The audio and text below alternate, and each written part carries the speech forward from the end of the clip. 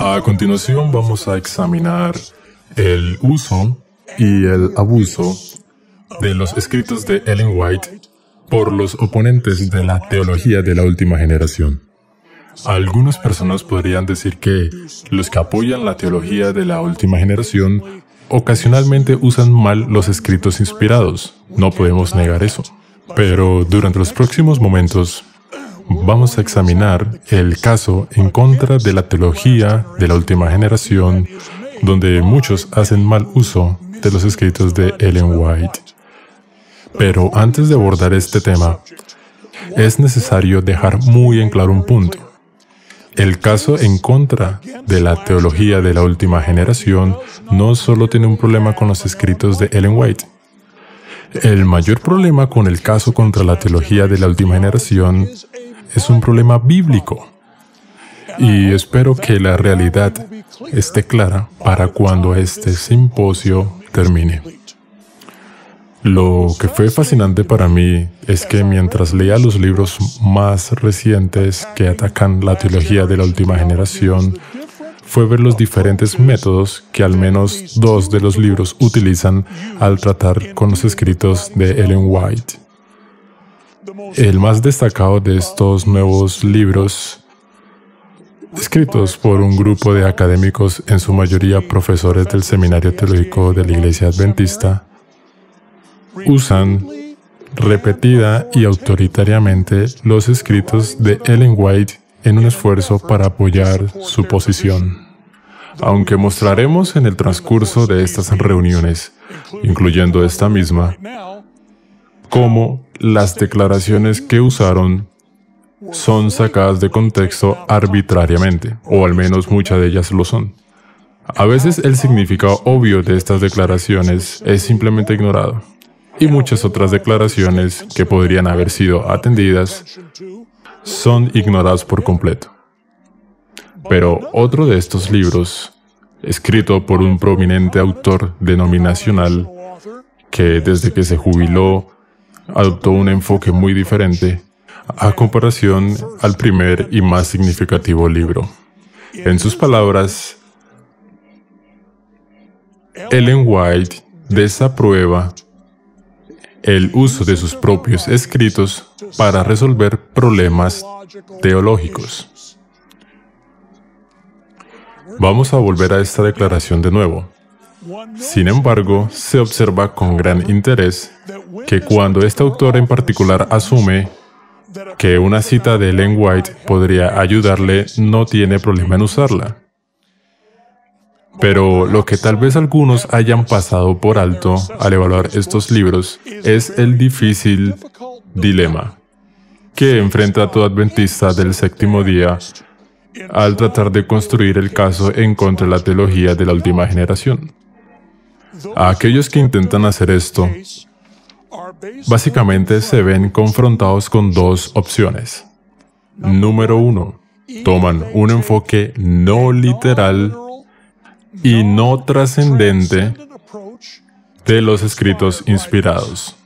O, número dos, toman un enfoque trascendente literal, totalmente arbitrario, aunque selectivo, de los escritos inspirados. Déjame repasar eso ya que ahora está en la pantalla. Estas son las dos opciones a las que se han enfrentado. Enfoque no literal y no trascendente de los escritos inspirados, o un enfoque literal y trascendente, plenamente arbitrario pero selectivo, acercamiento a los escritos inspirados. Notarás que cuando he dicho aquí los escritos inspirados, no son solo los escritos de Ellen White. Estoy hablando tanto de la Biblia como de los escritos de Ellen White, porque hoy hay algunos en la Iglesia Adventista del séptimo día que están tratando de construir un caso en contra de la teología de la última generación y que están descartando la Biblia muy explícitamente cuando intentan hacer esto. Estas personas no toman la Biblia ni los escritos de Ellen White como autoridades. Escuche la siguiente declaración, escrita en un artículo online recientemente en la revista Spectrum. Este individuo se está quejando sobre el uso de los escritos de Ellen White, o no sobre los escritos de Ellen White, sino quejándose de cómo la teología de la última generación se abre camino en el folleto de la escuela sabática. Escucha lo que dice. La insistencia en la pureza doctrinal. Sabes, a esta gente no le gusta la pureza de ningún tipo. La insistencia en la pureza doctrinal se manifiesta al rechazar interpretaciones alternativas de la Biblia o de nuestras doctrinas. Los puristas doctrinales en la Iglesia definen nuestras creencias con tal detalle y precisión como para cerrar todas las lagunas que permiten otros entendimientos. ¡Gloria a Dios! La nueva redacción del 2010 de nuestro dogma de la creación en la creencia fundamental número 6 es un excelente ejemplo de esto.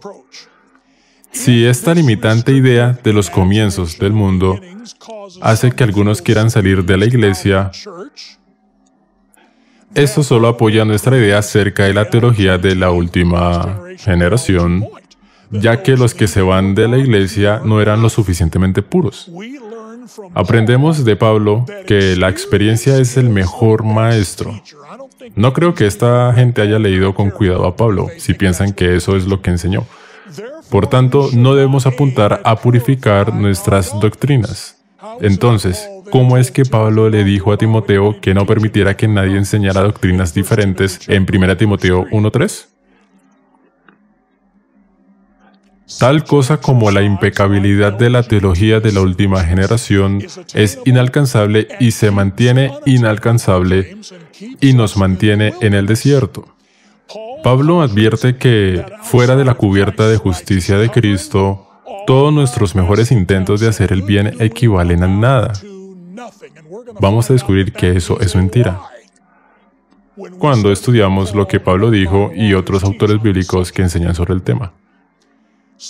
Por lo que debemos expresar nuestras creencias, afirma este autor, de manera que permitan el crecimiento y nuevas percepciones a medida que avanzamos. Así también, nuestro enfoque sobre las elecciones de estilo de vida, como lo que comemos o vestimos, no debe basarse en la pureza. Estas cosas no contribuyen a nuestra salvación. Amigos, si leen más de los artículos que son publicados en este sitio web en particular, encontrarán que su indulgencia moral va mucho más allá de lo que se come o se viste. Este sitio web en particular publica artículos repetidamente defendiendo la homosexualidad y el sexo prematrimonial, y una variedad de otras desviaciones de normas sexuales bíblicas. Pero el hecho es que si adoptas este enfoque, al tratar de refutar la teología de la última generación, no vas a llegar muy lejos en la Iglesia. La gente que lee la revista Spectrum no está cerca de ser una mayoría en el movimiento adventista. Gracias a Dios por eso. Aparte de unos pocos círculos intelectuales, incluso en el adventismo occidental, este enfoque en particular simplemente no va a prosperar. Ninguna editorial oficial de la Iglesia, que yo sepa, imprimiría este tipo de liberalismo teológico extremo. Así que cuando llegue a las dos opciones de las que he hablado, con respecto a la estrategia para refutar la teología de la última generación, la preocupante es la segunda opción, que es la que la mayoría de los críticos de esta construcción doctrinal prefieren usar. Pero en el fondo, como Napoleón en Waterloo, que atacó ambos flancos de Wellington y fue rechazado, y no tuvo más remedio que atacar al centro de la línea británica, aquellos que desafían la teología de la última generación tampoco tienen buenas opciones. O se marginan dentro de la Iglesia, adoptando una visión muy liberal de los escritos inspirados, o usan la evidencia inspirada de manera selectiva. Por lo tanto, se abre a la eventual destrucción de su caso. No solo a través de la presentación de pruebas contrarias inspiradas presentados por los defensores de la teología de la última generación, sino también por la demostración de armonía. Entre todos los aspectos de esta evidencia, este es un principio muy importante que vamos a aplicar en este mensaje y en otros mensajes que se entregarán en el transcurso de este simposio. Pero ahora volvamos a la afirmación de un destacado crítico de la teología de la última generación, donde dice: Ellen White desaprobó el uso de sus escritos para resolver problemas teológicos.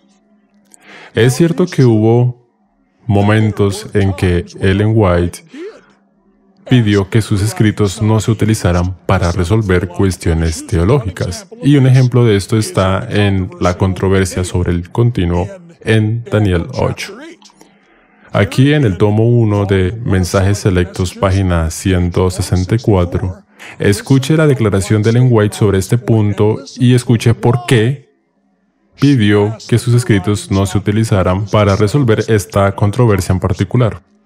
Ahora pido que mis hermanos del ministerio no usen mis escritos en sus argumentos en cuanto a esta cuestión, el continuo, pues no he recibido instrucción. Escuchen cuidadosamente, pues no he recibido instrucción sobre este punto en discusión. Y no veo necesidad de la controversia.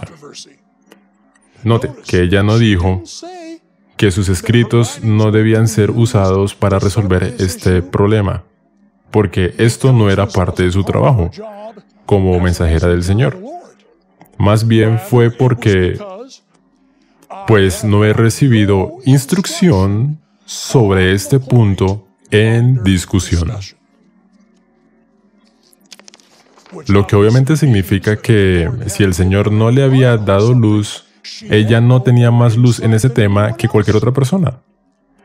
Pero a pesar de lo que este autor, el cual he citado 2 veces, cree sobre la falta de autoridad de Ellen White en controversias doctrinales, Ellen White es extremadamente clara que de hecho la corrección doctrinal y la claridad eran parte de su portafolio profético.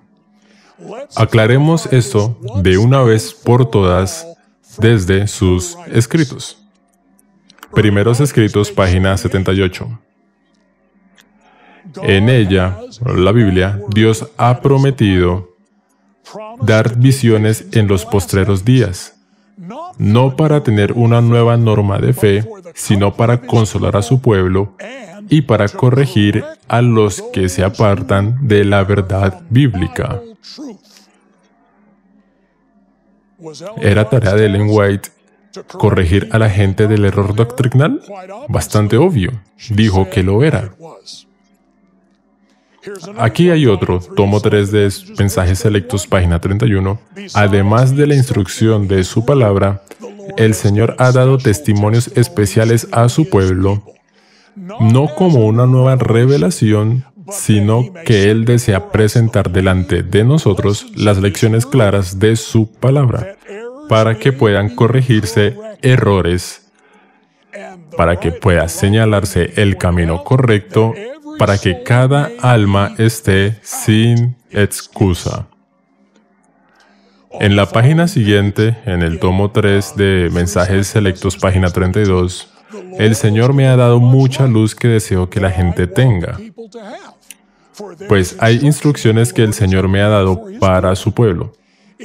Es luz que ellos deben poseer, línea sobre línea, precepto sobre precepto, un poquito aquí y otro poquito de allí. Esto ha de ser presentado ahora delante del pueblo porque ha sido dado para corregir errores sutiles y para especificar lo que es la verdad. Tomo 5 de los Testimonios, página 665. No se ha provisto una verdad adicional. Por cierto, por eso Ellen White es la luz menor, porque la Biblia es el originador de nuestras posiciones doctrinales y de nuestros estándares morales. Pero note lo que Ellen White dice de lo que sus escritos debían ser. No se ha provisto una verdad adicional y Dios, por medio de los testimonios, ha simplificado las grandes verdades ya presentadas. La Biblia no dice que no lea literatura barata, como Ellen White sí dice, pero lo que sí dice la Biblia en Filipenses 4:8, todo lo que es verdadero, todo lo honesto, todo lo justo, todo lo puro, todo lo amable, todo lo que es de buen nombre, si hay virtud alguna, si algo digno de alabanza, en esto pensad. Ellen White viene y simplifica estos principios bíblicos y eso es solo un ejemplo. Avancemos. El Colportor Evangélico, página 126. Este es uno poderoso, amigos. ¿Cuántos han leído cuidadosamente Patriarcas y Profetas? ¿El conflicto de los siglos y el deseado de todas las gentes? Quiero que todos entiendan que mi confianza en la luz que Dios ha dado permanece firme. Porque yo sé que el poder del Espíritu Santo magnificó la verdad y la hizo honorable al decir, este es el camino, andad por él. En mis libros la verdad está establecida y protegida por un, así dice el Señor. El Espíritu Santo, escuchen esto, el Espíritu Santo grabó estas verdades en mi corazón y mi mente, en forma tan indeleble como la ley fue grabada por el dedo de Dios en las tablas de piedra. Esas palabras suenan bien autorizadas para mí. Tomo 2 de Dones Espirituales, página 98 y 99. Mi ángel acompañante me presentó algunos de los errores de los presentes, y también la verdad en contraste a sus errores. Ellos dicen que sus puntos de vista discordantes están de acuerdo con la Biblia, pero solo están de acuerdo con su opinión de la Biblia. Sus errores deben ser dejados y ponerse en armonía con el mensaje del tercer ángel. Nuestro encuentro terminó victorioso. La verdad ganó la victoria. Y necesitamos tener más reuniones como esa en la iglesia adventista hoy en día. Tomo 5 de los Testimonios, páginas 655 y 656, albergaban graves errores de doctrina y práctica. Dios me reveló esos errores en visión y me mandó a sus hijos que erraban para declarárselos. Obreros Evangélicos, página 302. En aquel tiempo, ella está hablando de nuestra experiencia temprana como pueblo. Se nos presentaba un error tras otro. Ministros y doctores traían nuevas doctrinas. Solíamos escudriñar las Escrituras con mucha oración y el Espíritu Santo revelaba la verdad a nuestras mentes. El poder de Dios bajaba sobre mí y yo recibía capacidad para definir claramente lo que es verdad y lo que es error. Es difícil leer cualquiera de estos pasajes y llegar a la conclusión de que Ellen White no creía que tenía un rol en el esclarecimiento y corrección de la doctrina. Es por esta razón que la última sesión de la Conferencia General aclaró su posición sobre la autoridad doctrinal de Ellen White. ¿Sabes? Es nuestra declaración anterior sobre la autoridad de Ellen White que teníamos antes, y si buscas en el Manual de Iglesia, edición 2010, encontrarás que los escritos de Ellen White se describen como una fuente de verdad continua y autorizada. Y esa es una buena declaración. Pero en San Antonio, California, aclaramos aún más esta afirmación. Y dice que sus escritos hablan con autoridad profética. ¿Cuál es la diferencia entre estas dos? Pastores de la iglesia, ministros, académicos y teólogos son una fuente autorizada de la verdad, pero es solo una autoridad humana. La nueva declaración que dice que sus escritos hablan con autoridad profética está a un nivel completamente diferente, porque los profetas tienen autoridad que nadie más en la comunidad humana tiene.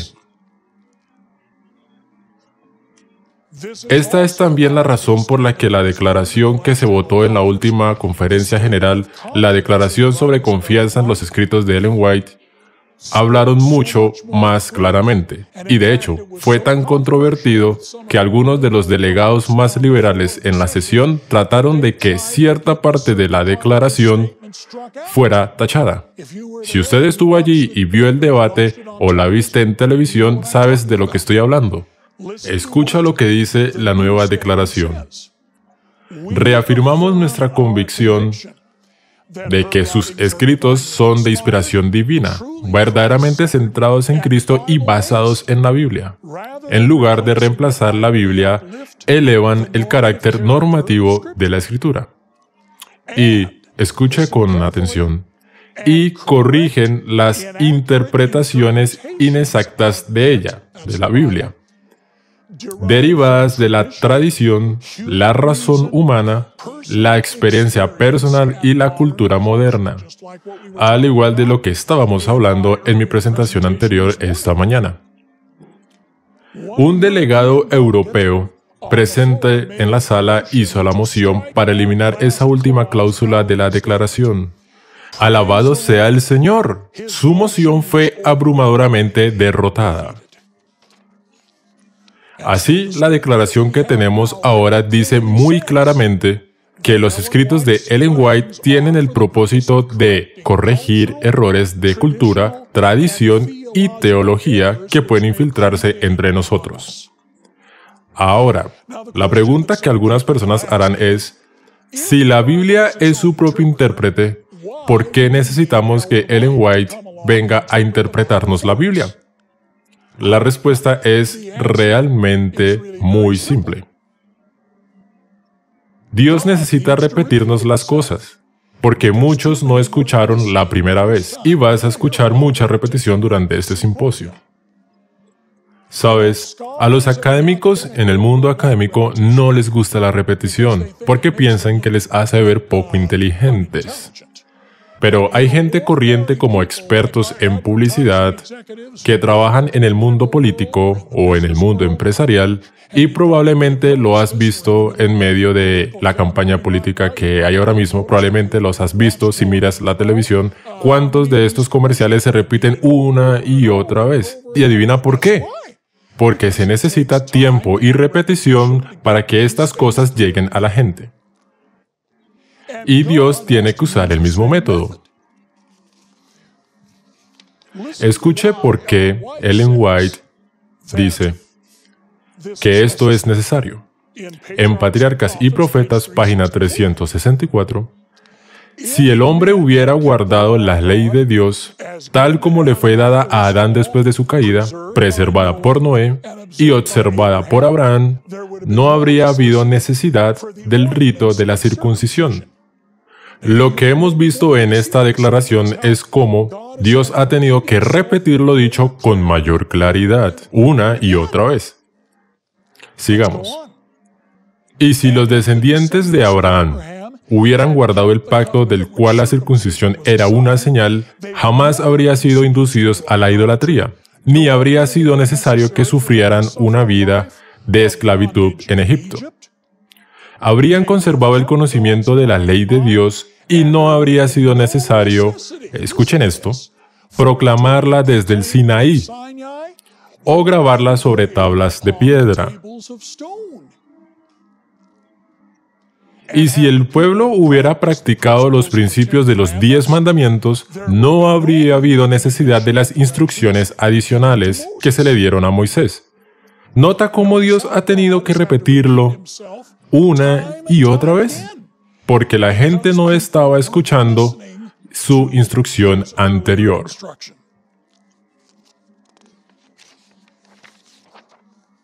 A algunas personas no les gusta este tipo de repetición porque piensan, oh, tú puedes usar el sentido común y lo descubrirás solo. Pero Mark Twain lo dice bien. El sentido común no es común. Esta es la razón por la que el Señor tiene que dar su consejo una y otra vez. Escuchen cómo Ellen White explica esto en el tomo 5 de los Testimonios, página 664. Pero pocos de entre vosotros saben realmente lo que contienen los testimonios. No estáis familiarizados con las Escrituras. Si hubieseis dedicado a estudiar la palabra de Dios con un deseo de alcanzar la norma de la Biblia y la perfección cristiana, que es lo que vamos a estudiar esta semana, no habréis necesitado los testimonios. Ahora, lo que haremos en los próximos momentos es observar varios ejemplos de cómo los escritos de Ellen White han sido abusados de una manera muy conspicua por los críticos de la teología de la última generación. Una de estas declaraciones, y estoy seguro que es muy familiar para las personas que conocen esta controversia, las personas que están viendo este simposio ahora, probablemente hayan escuchado esta declaración citada muchas veces. Está en tomo 1 de Mensajes Selectos, página 344. Los servicios religiosos, las oraciones, la alabanza, la confesión arrepentida del pecado ascienden desde los verdaderos creyentes como incienso ante el santuario celestial. Pero al pasar por los canales corruptos de la humanidad, se contaminan de tal manera que, al menos que sean purificados por sangre, nunca pueden ser de valor ante Dios. No ascienden en pureza inmaculada. Y a menos que el intercesor que está a la diestra de Dios presente y purifique todo por su justicia, no son aceptables ante Dios. Todo el incienso de los tabernáculos terrenales debe ser humedecido con las purificadoras gotas de sangre de Cristo. Él sostiene delante del Padre el incensario de sus propios méritos, en los cuales no hay mancha de corrupción terrenal.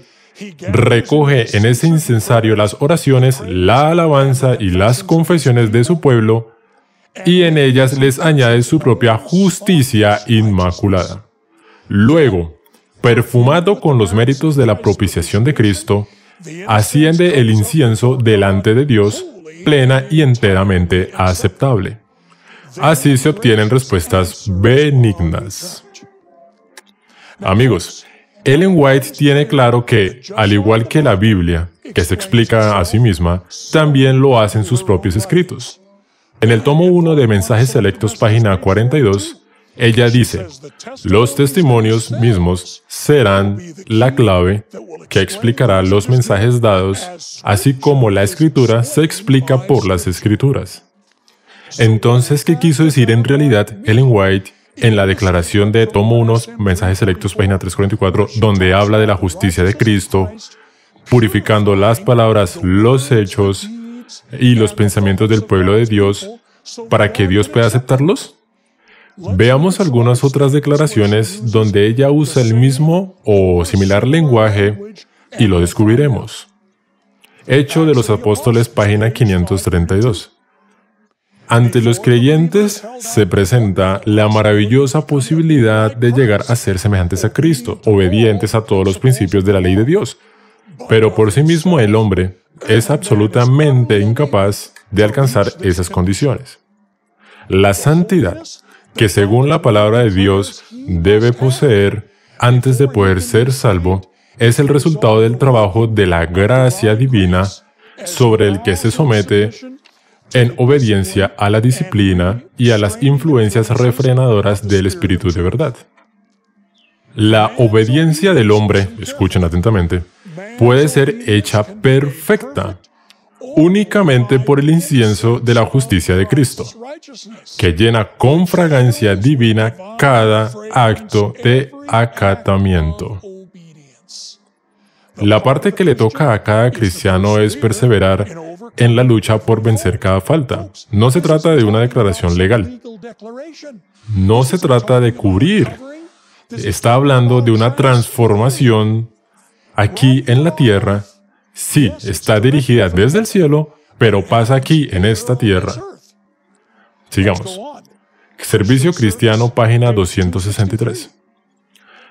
Los méritos de Jesús han de ser mezclados con nuestros esfuerzos y oraciones o serán inútiles como la ofrenda de Caín. Si pudiéramos contemplar toda la actividad de los agentes humanos, tal como aparece delante de Dios, veríamos que solo la obra efectuada con mucha oración, santificada, fíjate en esa palabra, santificada con el mérito de Cristo, soportará la prueba del juicio. Tomo 2 de Manuscritos Liberados, página 337. Ninguno de los obreros, ya sea que posea grandes o pequeños talentos, está exento de entregarse a Dios a fin de ser santificado. Aquí esta palabra de nuevo, y capacitado para su servicio, den todo lo que tienen y son, y todo será nada, sin el mérito de la sangre que santifica dicho don. Aunque los que ocupan puestos de responsabilidad multiplicarán sus talentos por 1000, su servicio no tendría ningún valor ante Dios, a menos que Cristo lo mezcle con todas sus ofrendas. ¿Y cómo se mezcla? ¿Con todas sus ofrendas? Por santificación, no justificación. Review and Herald, 26 de noviembre de 1901. Al hombre se le permite manejar los bienes del Señor. Así es probado y comprobado su corazón. Su corazón debe estar perfumado con el incienso de la justicia de Cristo. El Salvador debe obrar en él el querer y el hacer de su agrado. Voy a hablar más de eso mañana por la tarde, para que el manejo de los bienes que le han sido confiados lleven el sello del Dios del cielo. Tomo 6 del Comentario Bíblico, página 1118. La ofrenda que se hace a Dios sin un espíritu de reverencia y gratitud, no la acepta. Es el corazón humilde, agradecido y reverente el que hace que la ofrenda sea un sabor dulce y aceptable para Dios. ¿Cómo sucede esto? A través de un corazón transformado. Tomo 7 del Comentario Bíblico, página 909. ¿No le daremos entonces a Cristo aquello por cuya redención debió morir? Si lo hacéis, vivificará vuestra conciencia, renovará vuestro corazón, santificará vuestros afectos. Aquí está la palabra de nuevo. Purificará vuestros pensamientos y pondrá todas vuestras facultades a trabajar para Él. Cada motivo, cada pensamiento serán traídos a la cautividad de Cristo. Los que son hijos de Dios lo representarán en carácter. Sus obras, escuchen atentamente, sus obras estarán perfumadas con la infinita ternura, la compasión, el amor y la pureza del Hijo de Dios. Y mientras más completamente estén sometidos al Espíritu Santo la mente y el cuerpo, mayor será la fragancia de nuestra ofrenda a Él. Así que no hay nada aquí sobre un pecado inevitable que contamina nuestra santificación, para que cuando llegue al cielo tenga que ser justificado por la justicia imputada. Eso no es lo que dicen estas declaraciones. Es mientras nuestras palabras y hechos ascienden al santuario celestial a través de estos canales corruptos que reciben esta purificación, no llegan al cielo contaminados, se purifican aquí y ahora, dirigidos, por supuesto, por el mediador en el cielo. Ahora, vamos a ver otro conjunto de declaraciones que han sido mal utilizadas por los oponentes de la teología de la perfección. Una de ellas está aquí, en el tomo 2 de los Testimonios, página 549. Él está hablando de Jesús. Es un ejemplo perfecto y santo, dado para que lo imitemos. No podemos igualar el modelo, pero no seremos aprobados por Dios si no lo copiamos, y de acuerdo con la capacidad que Dios nos ha dado, nos asemejamos a Él. Pero si miramos el contexto de esta declaración, averiguaremos de qué modelo ella está hablando. Aquí en la misma página ella dice, Él, Cristo, dejó su gloria, sus dominios, sus riquezas y vino en busca de los que estaban muriendo en el pecado. Se humilló hasta sufrir nuestras necesidades para poder exaltarnos hasta el cielo. El sacrificio, la abnegación y la benevolencia desinteresada caracterizaron su vida. Él es nuestro modelo. Ahora, en el mismo tomo, un poco antes encontramos esta afirmación, otra igual, tomo 2, página 170. Nuestro Señor y Salvador dejó a un lado su dominio, sus riquezas y su gloria, y vino a buscarnos, para poder salvarnos de la miseria y hacer de nosotros seres semejantes a Él. Se humilló y tomó nuestra naturaleza para que pudiéramos aprender de Él y al imitar su vida de generosidad y abnegación, pudiéramos seguirlo paso a paso hasta el cielo. No podemos ser iguales al modelo, pero podemos parecernos a Él y, de acuerdo con nuestra capacidad, orar de la misma manera. Ahora, escuche otra declaración más adelante en ese mismo tomo, y hay cerca de 8 de ellos en los escritos de Ellen White que usan este lenguaje. Tomo 2, página 628. Él dejó su gloria, su alto puesto, su honor y sus riquezas, y se humilló hasta compartir nuestras necesidades. No podemos igualar su ejemplo, pero debiéramos imitarlo. Aquí hay una declaración similar. En el tomo 2 de Manuscritos Liberados, páginas 125 a la 126, nuestro Señor y Salvador amó a toda criatura, dejó a un lado su dominio, sus riquezas y su gloria y nos buscó a nosotros, pecadores, errantes, infelices, para hacernos semejantes a Él. Se humilló a sí mismo y tomó vuestra naturaleza, y de eso vamos a hablar en la mañana, por cierto, para poder enseñarnos a ser puros, correctos de carácter y libres de toda impureza de pecado, para que podáis seguirle al cielo. Él sufrió más de lo que cualquiera de ustedes será llamado a sufrir. Lo dio todo por vosotros. ¿Qué has dado tú a Jesús por este gran amor? ¿Has practicado lo mismo con tus hermanos? ¿Has copiado su ejemplo en paciencia, en abnegación? No puedes igualar el modelo, pero puedes asemejarte a él. Aquí hay otra declaración, en Review and Herald, 5 de febrero de 1895. Nunca se nos demandará que suframos como sufrió Cristo, pues los pecados no de uno, sino de todo el mundo, fueron colocados sobre Cristo. Sufrió la humillación, el reproche, sufrimiento y muerte, para que, siguiendo su ejemplo, pudiéramos heredar todas las cosas. Cristo es nuestro modelo, el ejemplo perfecto y santo que se nos ha dado para imitarlo. Nunca podremos igualar al modelo, pero podemos imitarlo asemejándonos a él conforme sea nuestra habilidad. Entonces, ¿cuál es el modelo del que habla Ellen White en sus declaraciones? Ella está hablando de la humillación, el sufrimiento y la condescendencia de Jesús. Ella no está hablando de una obediencia sin pecado. No podemos igualar el modelo que ella está hablando porque no tenemos el trono de Dios para dejarlo de lado. Los ángeles sin pecado tampoco pueden igualar el modelo. Aquí hay otra declaración de este tipo del tomo 16, Manuscritos Liberados, página 199. ¿Qué esfuerzos estamos haciendo como creyentes de la verdad impopular en la abnegación, en el autosacrificio? Nunca podemos igualar el modelo porque es la bondad infinita, practicada en su naturaleza humana. Sin embargo, deberíamos hacer esfuerzos decididos con todas las fuerzas de nuestro ser para seguir su ejemplo. Una vez más, ¿cuál es el modelo que no podemos igualar? La bondad infinita, porque no somos seres infinitos, tampoco los ángeles sin pecado. Ahora, vamos a ver un tercer ejemplo, y esta es la historia de Josué y el ángel, que encontramos en el tercer capítulo de Zacarías y en varios pasajes de los escritos de Ellen White. Esta es una ilustración muy popular que las personas que se oponen a la teología de la última generación han tratado de usar para tratar de probar que la obediencia perfecta no es alcanzable ni siquiera por aquellos en el fin de los tiempos.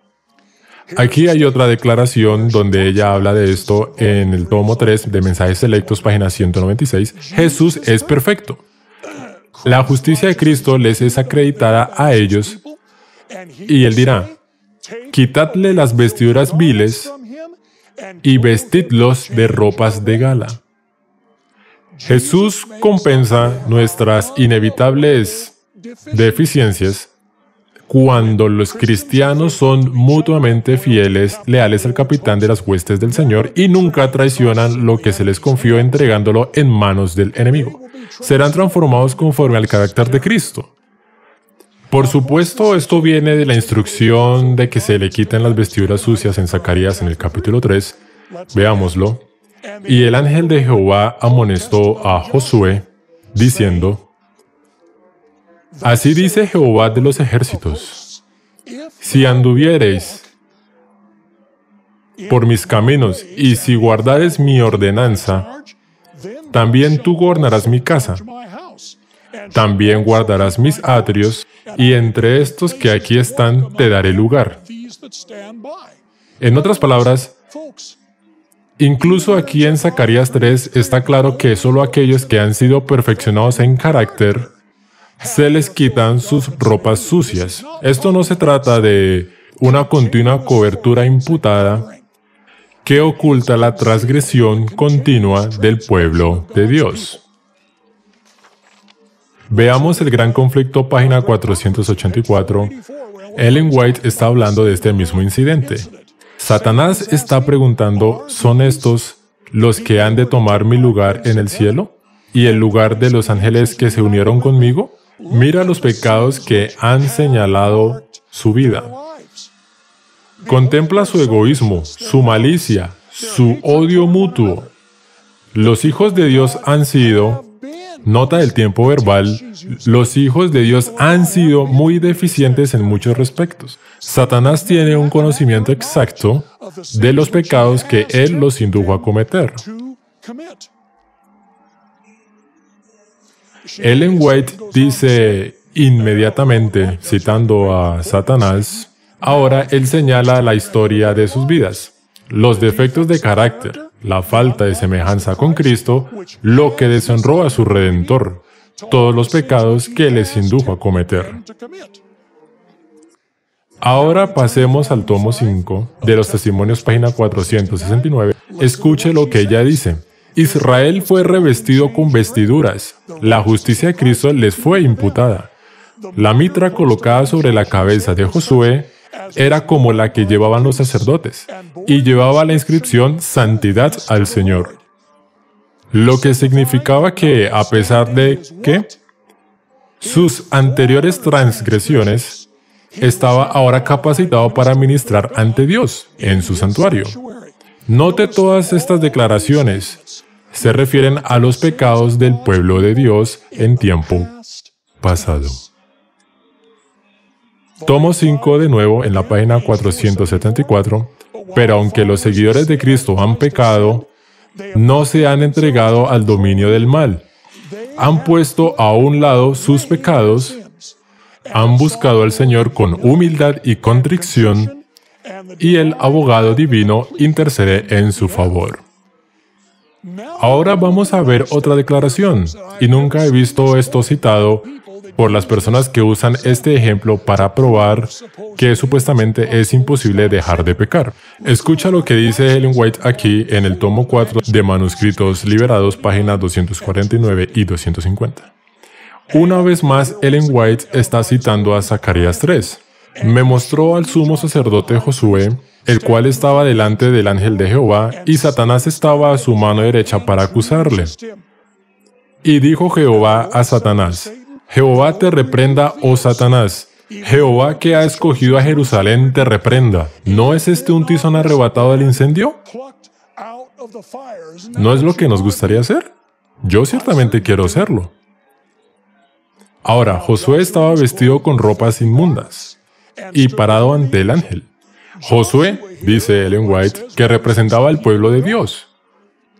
Y Satanás, señalando a sus sucias vestiduras, los reclama como su propiedad, sobre la cual tiene derecho a ejercer su cruel poder.